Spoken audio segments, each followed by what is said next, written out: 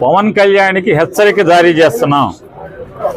నీ ఉడత ఊపుళ్ళకి నీ చెంచాగాలని పంపించినంత మాత్రాన పేరుని నాని గాని వైఎస్ఆర్ కాంగ్రెస్ పార్టీ గాని నీ ఉడత ఊపుళ్ళకి ఊగేది లేదు, దడిసేది లేదు.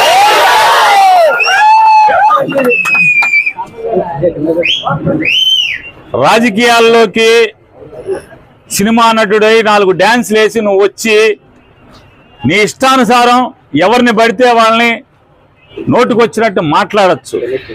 నోరుకి అదుపు లేకుండా ఏది పడితే అది మాట్లాడచ్చు. ఒక సిద్ధాంతం ఉండదు.